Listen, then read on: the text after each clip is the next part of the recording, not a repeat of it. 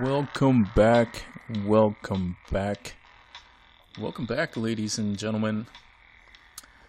It's Monday, September 18th, 2017, on a beautiful Monday night here in Central Florida.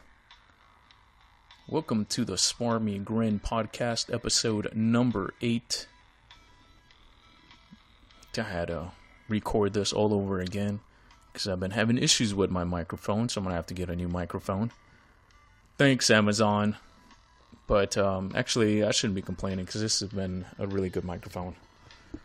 But anyways, on tonight's podcast, I will be talking about Hurricane Irma. Just a little bit of update on that.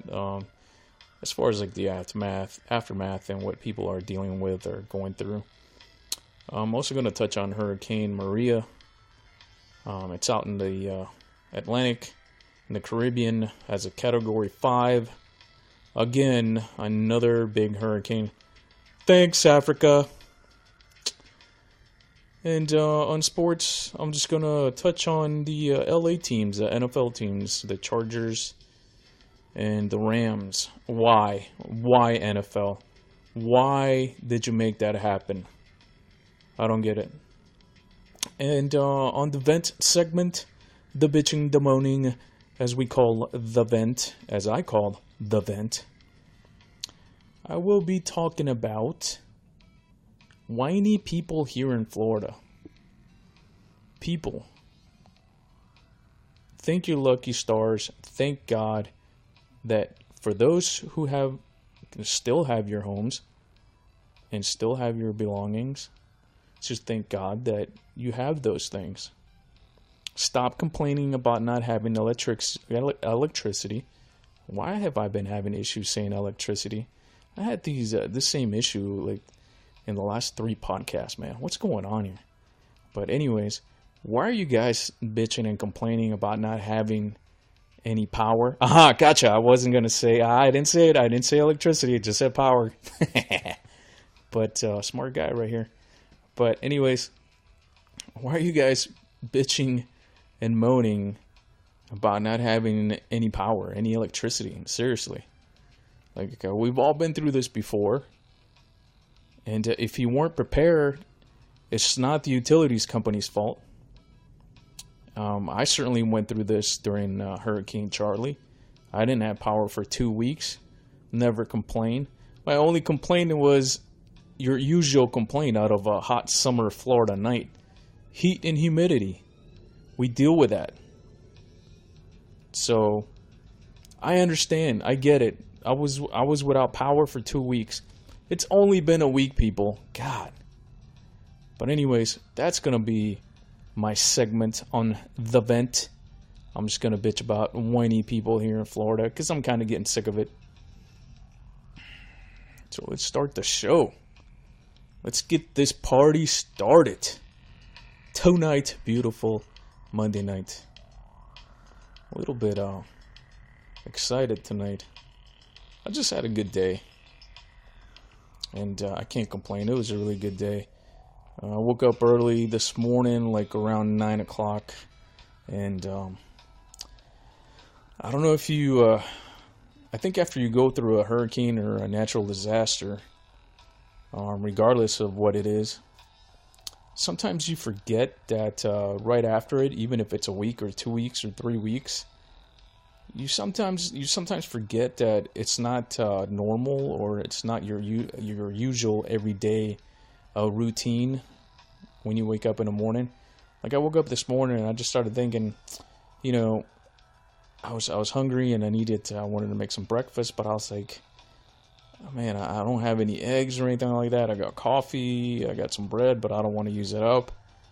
So, and I love making breakfast, so it was a bummer not having any eggs. But anyways, I was just thinking, man, what places are open? Because, you know, this past week, there have been a lot of places that went 5-6 days without being open. I was at Tropical Smoothie Cafe yesterday, which I usually do on Sundays, and thank God that they were open. But I was talking to the girl there, and she was telling me that they went 5 days without being open, and that was like that was kind of surprising. And But at the same time, I understood because there was a lot of businesses that were affected like that. So I've just started all these different things started going through my mind. I was, just lying there in bed, and I just kept thinking, okay, if I go to this place that I usually go to once in a while, right around the corner of my house, if I go to this like Spanish bodega, they usually have good food, but that place is going to be closed because it was boarded up like 2 days ago. So chances are they're closed. And then I started thinking about the other place that is right around the corner from my house, another Cuban cafe, and I was like, well, that place is probably open because that place will open regardless of whatever's going on. And they really do have really good breakfast. But I just started also to think, well, I don't want to go there and spend like 2 hours in line, because if that's like one out of like, I want to say 3 places open around here, around my neighborhood, everybody's gonna be there. And I really didn't want McDonald's. McDonald's was open, but I didn't want that. I usually go and get some Dunkin' Donuts coffee, which I love, but I just didn't feel like that. It's, for me, this time of the year, especially going into early fall, here in Florida, and out of all the seasonal things that are usually out this time of the year, the 2 things that I look forward to the most is pumpkin beer, which I absolutely love. It doesn't matter what brand. I've had most of them, and I haven't had a bad pumpkin beer. So all of them have been pretty delicious. So, but my next favorite thing, right next to that, is pumpkin coffee. I absolutely love pumpkin coffee, and this is why this is like my favorite time of the year. This is the one thing that I'm happy that only happens once a year, and it's a seasonal thing, because if I would have this every day, like, I would get sick of it. But I'm glad that it only happens once a year. So I absolutely love pumpkin coffee. The pumpkin coffee from Dunkin' Donuts is good, but it's too sweet. I stopped adding regular white sugar on my coffee a long time ago. So everything that I get as far as coffee, there's no sugar in it. And if I do apply sugar, it's usually brown sugar here at home. But if I'm buying it at Dunkin' Donuts or wherever the case may be, I usually have it just coffee with cream, and that's it, no sugar. So I'm sitting in bed, and I'm lying there, and I'm just going through all these different scenarios, and I was like, man, if I go to this place is going to be busy. If I go to that place is probably closed. And I'm like, man, if I go there, I'm going to deal with traffic. And I'm like, oh, man, I don't really want to deal with it. It's only been a week after Irma, and I know things are not back to normal yet. They're not. So I was like, you know what? Let me go to Wawa. Wawa, if you guys are not familiar, if you're not from the East Coast or Southeast, if you're from the Midwest and out west, I don't think you guys have Wawas out there. But I have to tell you, Wawa is probably the best thing that's happened to our area here in a long, long time. The place is a convenience store, gas station, / deli, / whatever you want to call it. I mean, you walk into this place, and the first thing you're going to see in front of you is the area where they make the sandwiches and hoagies and subs and stuff like that. So you have all that. You have that in front of you. To the right, you're going to see the coffee station, and they have tons of different coffee as far as like flavors and all that. And to the left, you got your chips, and to the back left, you have all your drinks. And then right there in the middle of all this, there's a little island for like your yogurts and stuff like that, and parfaits and your salads. So I absolutely love this place because it's inexpensive. You get a 10-inch sub for like $4.99, and they're all delicious. Their breakfasts are delicious. Their coffee is delicious. And so this place carries the pumpkin spice. It's a seasonal thing, but they carry it this time of the year. And it just came out two weeks ago. It comes out early September. And I absolutely love going there for that because they really do have the best pumpkin spice coffee. I just pour cream in it, no sugar. It's perfect. I mean, this is a perfect brew. I absolutely love it. It's not too sweet. It's not too bitter. It's just smooth. I mean, just all out smooth. I absolutely love that coffee. So I got up and I'm like, you know what? I'm gonna go to Wawa and get my coffee and get me a sandwich. And so that's what I ended up doing. On the way over there, I was, not that I was worried, but I was like, man, I hope I don't have to deal with no lines. I know it's been a week, and I'm sure people are still trying to get supplies, not supplies, but food, chips, whatever, and sandwiches and all that, and gas. So I was worried. I always worry about lines, man, because I really can't stand lines. So I pull into the driveway, and I pull into the parking lot. I actually didn't park. I just went up to the pump. I know it's a crappy move, but I went to the pump, went inside, ordered my sandwich, and there it was. Oh my God, pumpkin spice coffee, right in front of me. Oh, I poured that thing into that 24-ounce cup. Oh, it's so delicious. Oh my God, the smell. Oh, I was in heaven. It was so good. I had my first sip and I was like, oh, this is what I needed. It just made my Monday. So, and if you guys are out west or in the Midwest, if you're not familiar with Wawas, look them up on Google. This is an awesome company. And from what I've read and all that, if all what these Wawas have done is they'll come into a neighborhood and they'll basically beautify that section or that corner that they bought, just for the fact that they're spending money on repaving the old entryways to what used to be there. They're repaving everything. They're redoing everything. It's a mixed use, kind of like a gas station inside, where there's everything that you can think of as far as your own like personal dining needs. So you go in there and you order sandwiches. They're all just awesome for the price. You can't beat it. And I'm telling you, Wawa has put a hurting on a lot of businesses. It hasn't put a hurting on Dunkin' Donuts, which is next door.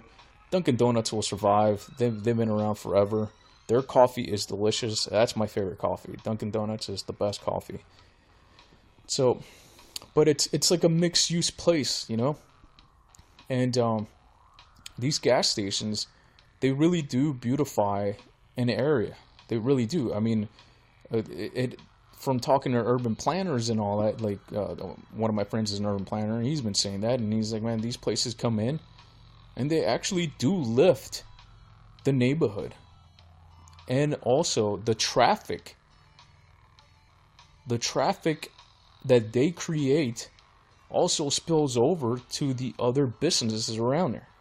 So Wawa is one of those stores, one of those convenience / gas stations where they're benefiting, but also their neighbors are benefiting. And they're always clean. It's always nice. Their workers there are constantly just cleaning the lot up. It's really nice inside. You never have to wait a long time for a sandwich or anything like that. So I absolutely love going there. So that pumpkin coffee there made my day, and it was just awesome. This morning, just having that first sip of pumpkin coffee. Oh my God, I absolutely love it. And pumpkin beer. Oh man, don't even get me started.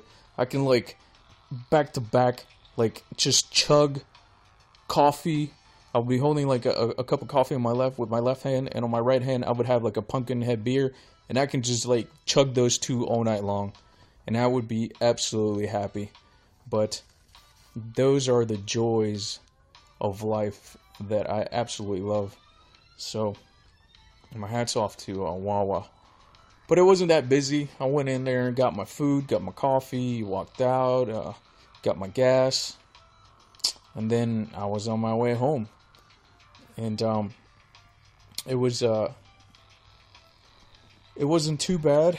And just driving back to my neighborhood, just saw a lot of people cleaning up still, a lot of people just gathering all the debris that was on their yard or front yard or whatever, and piles everywhere.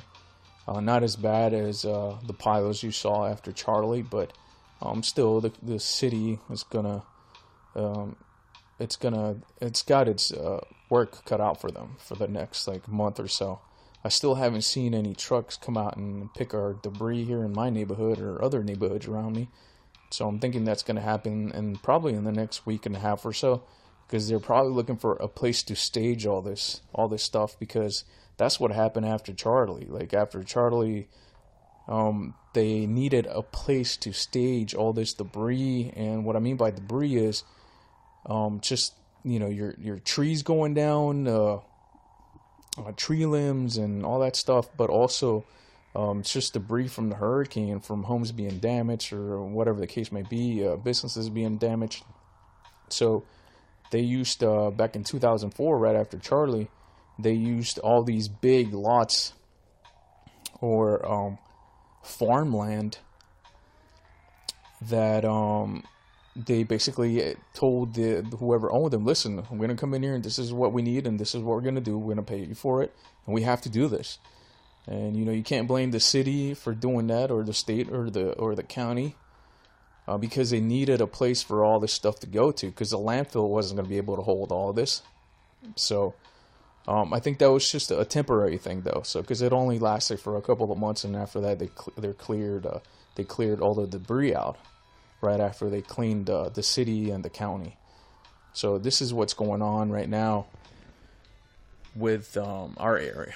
So I'm sure that's what's going on. They're probably looking for areas to stage all this, to temporarily stage all this debris, and after that, they're going to start taking it to the dump. So that's what I've noticed today. Just people finishing up, and but it was cool though when before I left Wawa, I heard a few guys in there talking about the NFL. I haven't really been keeping up.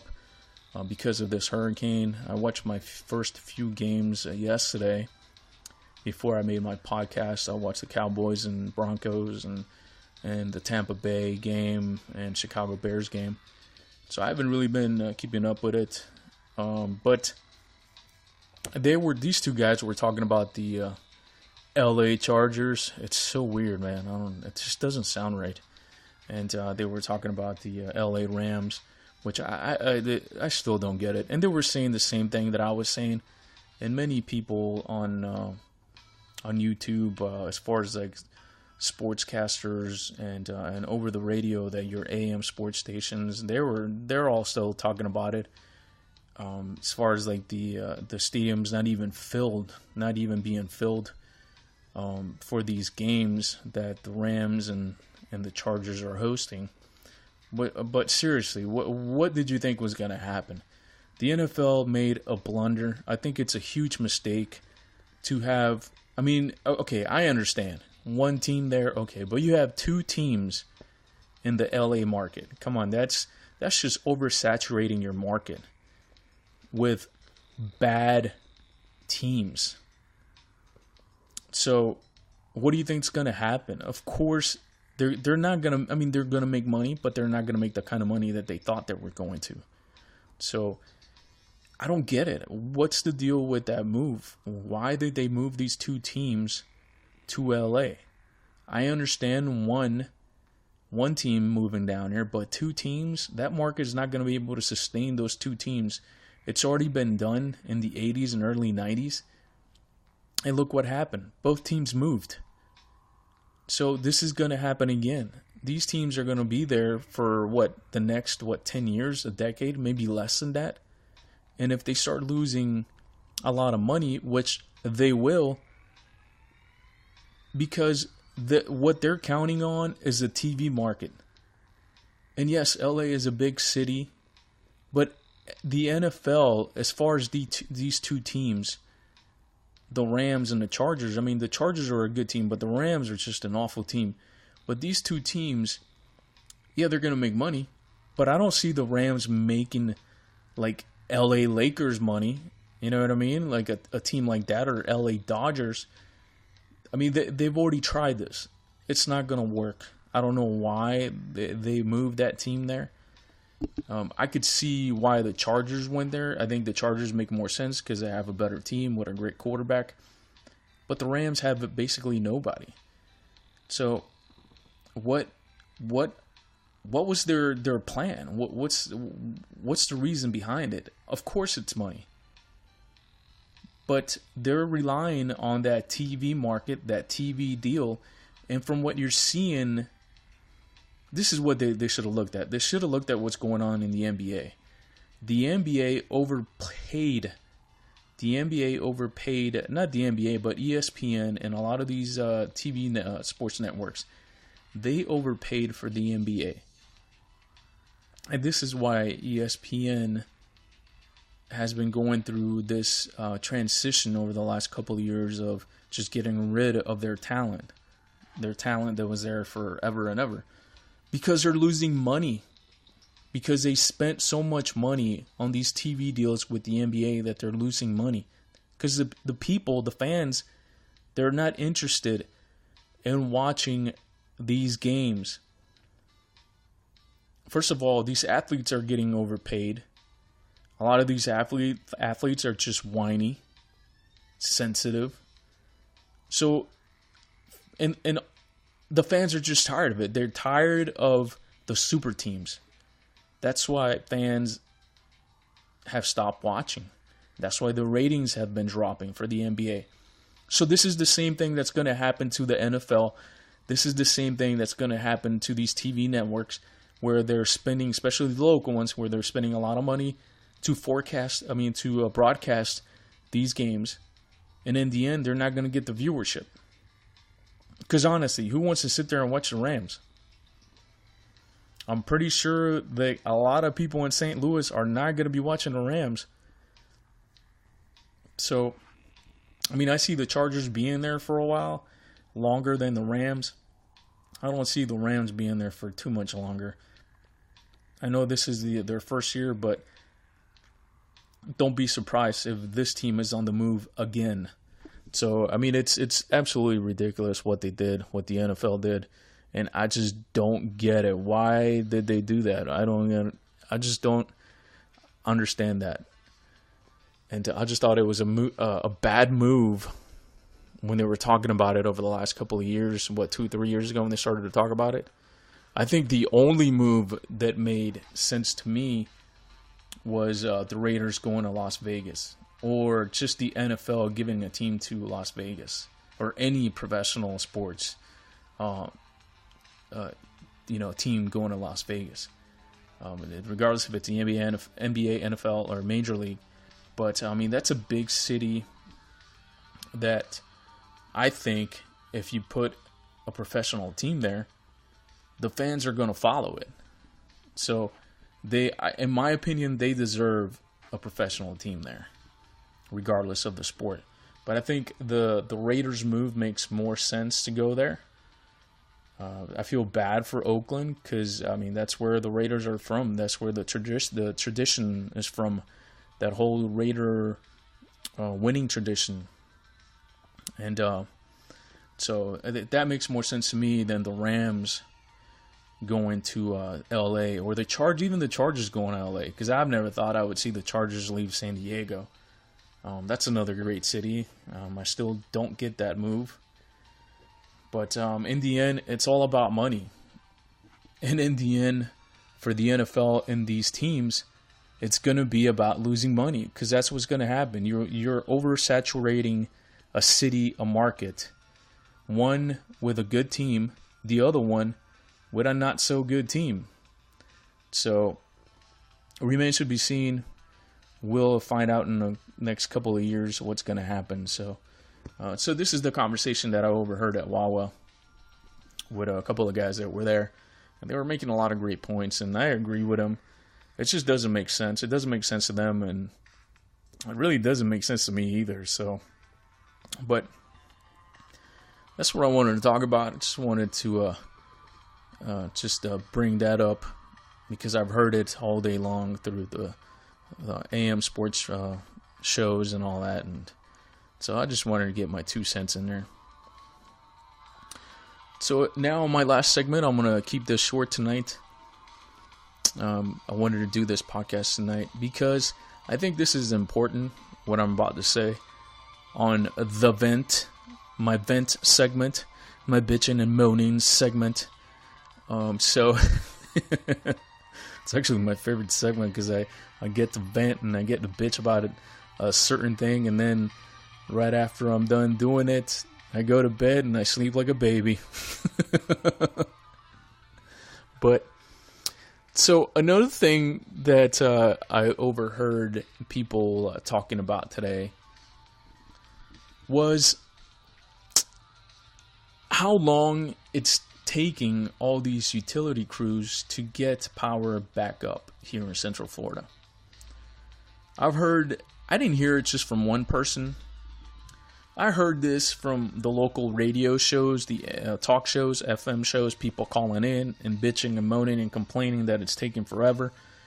I've heard it from the local news networks when they were interviewing people and people were just bitching and moaning left and right that they didn't have power and all that. So, here's my take. If you live in Florida, if you live in Central Florida, and if you've lived here for the last 20 years, 15 years, you know what you're dealing with here in Florida. You're dealing with hurricanes. You know that before a hurricane comes our way, you know that you need to be ready, you need to get your supplies ready, and you have to prepare. You have to be an adult and be responsible. Be a responsible adult for yourself or for your family. So you have to prepare. Not to toot my own horn, but I would say I was like 75% prepared as far as not having electricity or power. I was 100% prepared because I've been through this before. I've been through this after Charlie. I didn't have power for 2 weeks. I never complained one time. Maybe one night I complained because it was so damn hot. It was the middle of August. It was actually August 13th when it happened. So those 2 weeks afterwards, I had no electricity. And it was awful here in Florida in August, heat and humidity. And even those nights, every single night, I would take a shower just to cool down. And then I would go to bed because I was sleeping on the floor.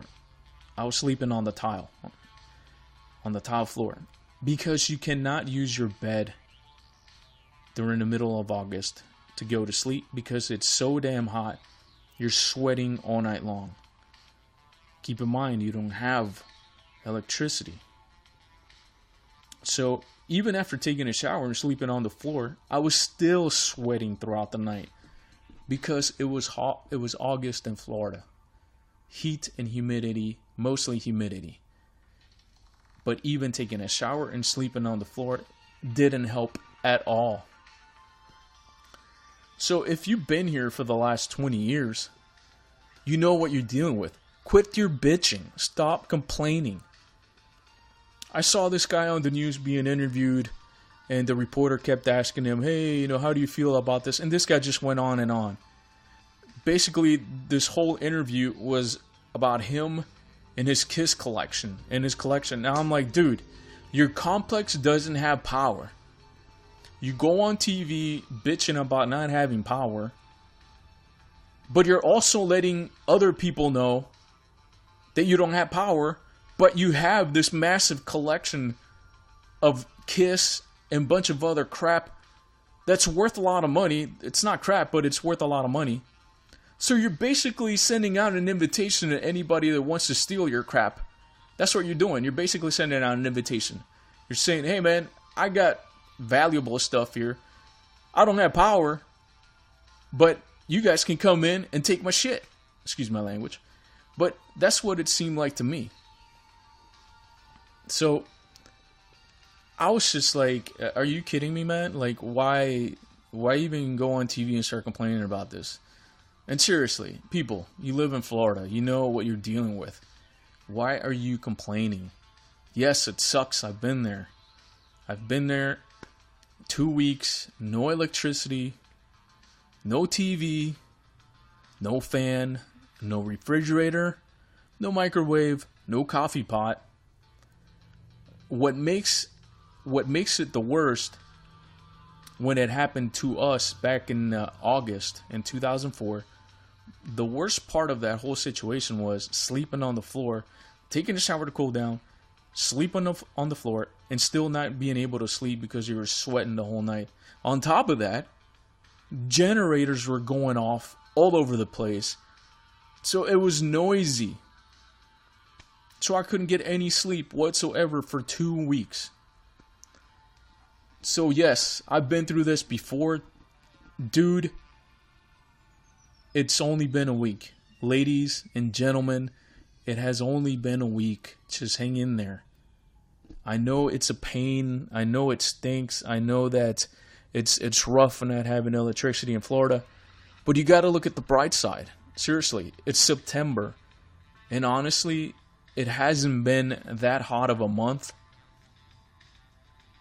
Even with these hurricanes, it really hasn't. One of the best days we've had since April was the day after Irma, which was that late Monday afternoon and Tuesday. Wednesday was a little bit hot, but then the rest of the week was nice. It wasn't as humid. So you have to look at the bright side. Also, think about the people that don't have anything right now. Think about those people that are out in the Caribbean. Barbuda. I believe Barbuda. There's nobody living in that island. Nobody living there. I read an article where it was the first time in 300 years that there's no human life in that island. Just think about that. What this hurricane did to this island. But that's not just the only one. The other islands like Saint Martin, St. Thomas, and all these other areas that were hit by a Cat 5 hurricane, Hurricane Irma, they don't have anything left. They don't have no infrastructure. We don't even have to go that far. We can go closer to home. South Florida, the Florida Keys, the upper, lower, and middle Keys. They have no infrastructure. They don't have anything. Just think about that. This is here in the U.S. They don't have any power. They don't have any running water. They barely have cell phone service because their cell phone towers got knocked out. There's basically no trucks coming in. As far as like food trucks or anything like that. I mean, supplying retailers and all that. Supplying grocery stores, I mean. So there's absolutely nothing going on. The only people that have been there, as far as like south, the lower Keys, has been the National Guard. Guarding and watching over that whole area. Same thing goes with the middle Keys and upper Keys. They just started to let people in late last week. And what I mean by people, I mean residents. They let residents in to check what was going on, to see how their homes were, if they were structurally compromised or not, which most of them were. So those are the only people that have gone in the Florida Keys. But there is no infrastructure. It's going to be a long time before there's infrastructure down in South Florida, in the Florida Keys. So just think about that. You're absolutely... I mean, you don't even have to go that far south in our state. There's a lot of places here in Central Florida and North Florida, right around just south of the Jacksonville area, and actually on the West Coast, where there's a lot of places that are still flooded, that people have no power. Homes are flooded. They don't have any power or anything like that.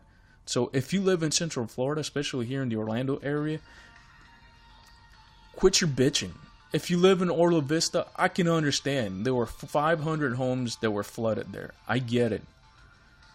But if you were not affected in that way and your home is still standing, and your only issue is that you don't have any power. I mean, come on. Seriously. What the heck is wrong with you? I was extremely lucky this time that I only lost power for 24 days. But if I say that to you and you come back at me where, whoa, you only lost it for 24 days. Listen, man, I lost it for 2 weeks after Charlie. So don't even come at me with that. I know how it's like. But at the same time, you got to put things in perspective. And I think this is what this hurricane has done for me. I've just put everything in perspective. I'm looking at things differently now. Like, I'm extremely lucky, and I thank God that nothing major happened and that I didn't lose electricity for an extended period of time. But if you're one of the ones that are affected by not having any electricity, and that's your only problem, then quit your bitching. Wait it out. All these utility companies are down here working for you. Of course they're making money and on the other side. They're getting paid overtime, time and a half and stuff. But they're here for you. They're here to get everything up and running, and they're doing the best that they can. So when you see a guy on the local news network complaining and bitching about it's taking too long, come on, man. Seriously, put things in perspective. Get your head out of your you-know-what and man up. It'll probably be another day, another 2 days, 3 days, or maybe another week. Who knows? But these guys are doing the best that they can. And I can't expect them to come to my neighborhood first before they go and fix what's going on by the hospital. Because that's first. So, that's the way that it should be. And that's the way it is.